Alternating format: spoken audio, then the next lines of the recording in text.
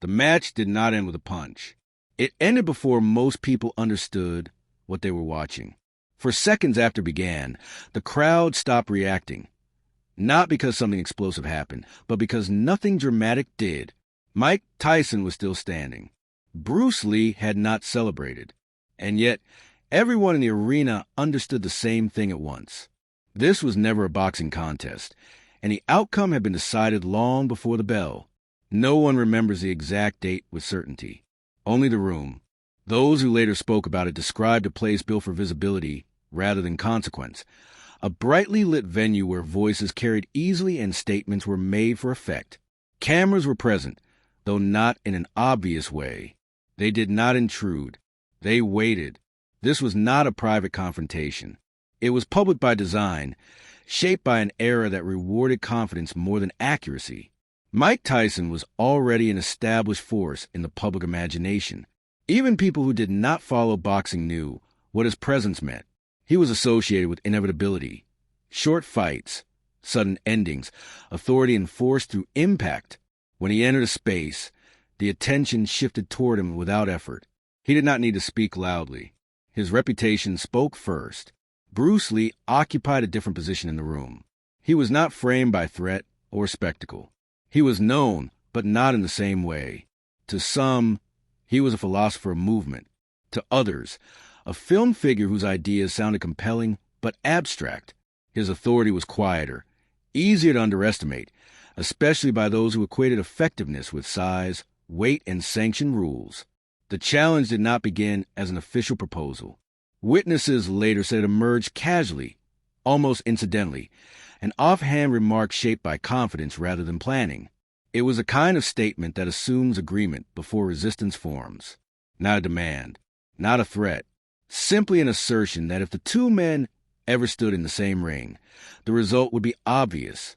What made the moment linger was not the remark itself, but what followed it. There was no immediate response, no counterclaim, no correction. Bruce Lee did not shift posture or expression in a way that signaled offense. He did not smile. He did not withdraw.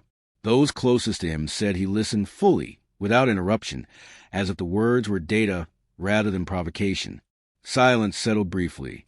Not an awkward silence, an unfinished one. In rooms like that, silence is usually filled quickly. Someone jokes. Someone escalates. Someone reframes the moment to protect momentum. But this silence remained intact longer than expected, and it altered the tone of the exchange. The challenge, which had entered the room as certainty, now hovered without conclusion. When Bruce Lee finally spoke, it was not to accept or reject anything directly. He asked a single clarifying question, one that did not challenge strength but definition.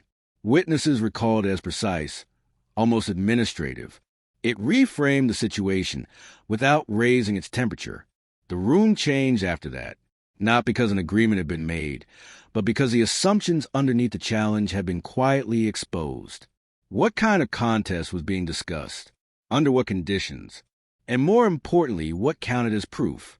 No decisions were announced that day. No contract was signed.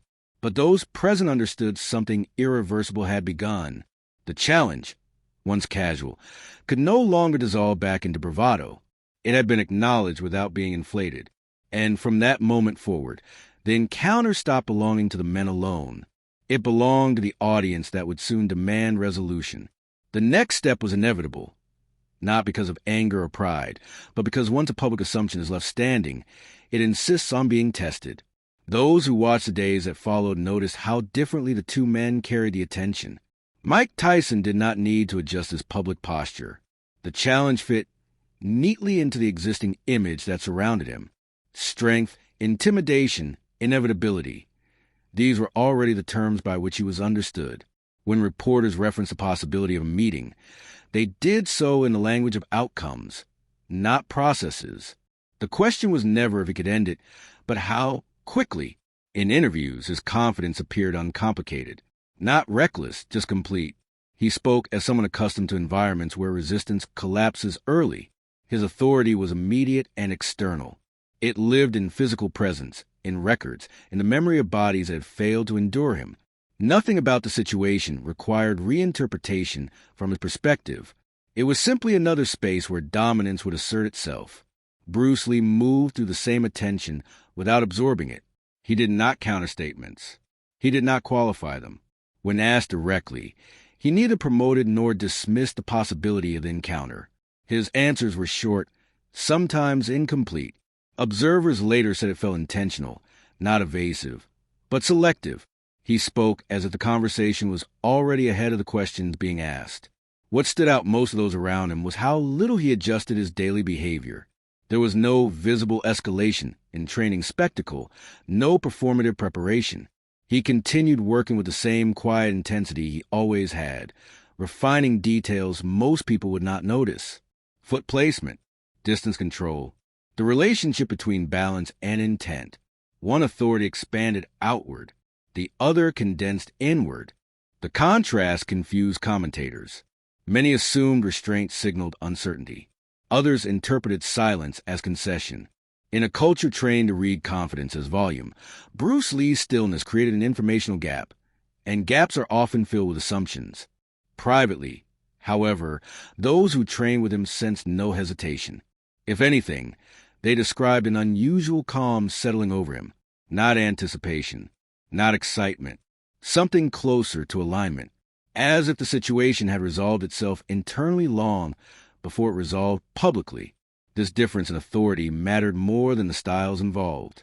One man relied on the weight of expectation pressing forward. The other relied on removing expectation entirely. As public interest intensified, the framing became increasingly narrow. Boxing versus something else. Power versus speed. Size versus technique.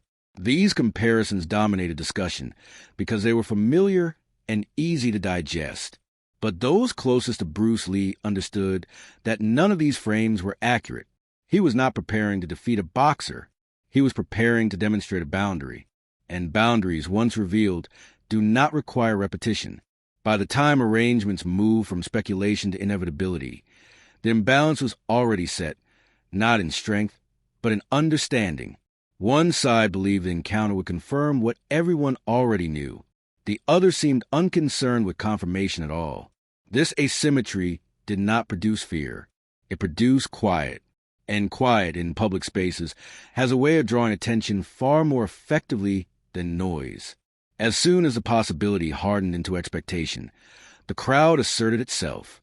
Not a single crowd, but many journalists, athletes, promoters, casual observers, each bringing their own vocabulary to the same unfinished story. What unified them was impatience. Silence had been tolerated at first. Now it was interpreted as delay. Mike Tyson became the anchor point for certainty. His supporters spoke in absolutes. They referenced weight classes, sanctioned rules, measurable force. They did not argue so much as recite. The fight, as they imagined it, already existed in their minds, fully formed and conclusive. All that remained was to let reality catch up. The louder the conversation became, the more it simplified itself. On the other side, those drawn to Bruce Lee spoke differently. Less about outcomes, more about questions. They referenced past demonstrations, stories passed along by training partners and witnesses, accounts that were never dramatic enough to go viral, but consistent enough to persist. Moments where something ended quickly without spectacle, leaving people unsure how to describe what they had just seen. This divide shaped the atmosphere long before the ring was ever discussed seriously. Public debate framed the encounter as a referendum, not on skill, but on legitimacy. Could something unorthodox survive contact with something formally sanctioned? Could efficiency exist without permission? The crowd did not realize it was arguing past the point. Bruce Lee did not correct the narrative. He allowed the misunderstanding to mature. Those around him later said this was deliberate, not as strategy in competitive sense, but as observation. He watched how people talked when they believed they already understood, how certainty hardened when unchallenged, how expectation, once widely shared, became fragile. As attention intensified, so did pressure for performance. Commentators demanded statements. Predictions multiplied. Some insisted the encounter would be a spectacle. Others warned it would be a mismatch. Almost no one considered the possibility that it would be neither. What the crowd wanted was confirmation of strength, of hierarchy, of rules that made the world predictable. They wanted noise. They wanted duration. They wanted a narrative they could follow in real time. They did not understand that they were preparing themselves to miss the point. Behind closed doors, the final conditions were discussed with unusual brevity. Witnesses recalled how little there was to negotiate once the space was agreed upon. The ring would be familiar enough to calm expectations. The structure would suggest a contest everyone recognized. But recognition was a trap. By the time the date circulated quietly among those who needed to know, the crowd had already chosen its ending. They waited for violence because violence was legible. They waited for proof that matched their vocabulary. None of them were prepared for demonstration without explanation. And once a crowd commits to anticipation, silence becomes the most disruptive outcome possible. Those who were present later disagreed on many details. The lighting, the sound of the bell, whether the air felt tense or strangely flat. They did not disagree on the duration. From the moment the bell signaled the beginning, less than 4 seconds passed before the crowd realized something irreversible had occurred. There was no rush forward, no explosive exchange, no visible collision that could be replayed cleanly in the mind. Both men were upright. Both appeared balanced. To anyone expecting violence, the scene felt incomplete, as if the moment they had paid attention for had been skipped.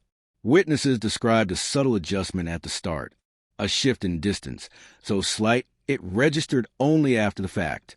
One man moved as expected, asserting presence. The other did not retreat, but did not meet force with force either. He altered the space itself. What happened next was difficult to describe, even for those closest to the ring. There was no clear strike, no dramatic throw, no sound that marked impact. Instead, there was a pause, brief, almost imperceptible, where one man's forward certainty dissolved into hesitation. His posture changed, not violently, but decisively. Balance was compromised, not lost. Intent was interrupted. In that moment, the encounter ended, not because someone fell, not because an official intervened, but because continuation no longer made sense. Those watching felt it before they understood it. The noise in the arena thinned rather than erupted. A few voices reacted out of habit, then stopped. The silence that followed was not confusion. It was recalibration. People searched for something they could name, something familiar enough to confirm what they had just witnessed. They found nothing. One observer later said it felt like watching a door close quietly in a room where everyone had been shouting. The absence of spectacle forced attention inward. What had just failed? Strength had not been challenged directly. Speed had not been tested openly. Yet something fundamental had been denied. The man who had advanced first did not look defeated. He looked displaced, as if the situation he had prepared for no longer existed in front of him. The space where exchange had happened had been removed. The other man did not pursue. He did not reset his stance in triumph or signal completion. He simply remained where he was, breathing steady, eyes neutral. The demonstration had concluded itself. Officials hesitated. So did commentators. No rule had been visibly broken. No action clearly completed. But the atmosphere would not support continuation. The premise of the contest had collapsed too quickly to repair. 4 seconds was enough, not to prove superiority, but to reveal incompatibility. And once revealed, it could not be unseen. The crowd had come to witness a fight. What they encountered instead was an ending without a beginning. In the moments after the bell should have mattered, no one rushed to explain what had happened. Mike Tyson remained upright, physically unchanged. There was no visible injury, no dramatic marker that an audience could point to and agree upon. And yet, those closest to the ring noticed something unmistakable. The forward certainty that had defined him was gone, not replaced by fear, by doubt. It appeared first in stillness, a hesitation that did not belong to fatigue or pain. His stance no longer pressed into the space ahead of him. It waited. The aggression that usually organizes movement had lost its reference point. He was not looking for an opening. He was reassessing the environment itself. This was not how contests usually ended. Across from him, Bruce Lee did nothing to claim the moment. No gesture announced conclusion. No signal invited applause. He neither advanced nor withdrew. His presence suggested the demonstration was complete because nothing further was required. The officials conferred quietly. The crowd shifted in their seats. Some expected a restart, assuming a misunderstanding had occurred. But the atmosphere would not support it. Whatever structure people had brought with them, rules, expectations, imagined sequences, no longer aligned with what they were seeing. The collapse, it became clear, was conceptual. The assumption that dominance must announce itself through force had failed. The belief that power must be exchanged to be measured had dissolved. The encounter had bypassed confrontation entirely, exposing something more unsettling. Control without collision. For the man who had built his authority on inevitability, this presented a problem without a solution. You cannot retaliate against absence. You cannot overpower a space that no longer offers resistance in familiar terms. Witnesses later described a subtle change in expression, brief, restrained, but visible. It was the look of someone realizing that the framework they rely on does not apply here, not temporarily. Fundamentally, the crowd sensed it too. Conversations that began in certainty trailed off into unfinished sentences. People struggled to articulate what lesson, if any, they were meant to take away. The silence returned, not as suspense, but as acknowledgement. This was not a defeat that could be avenged.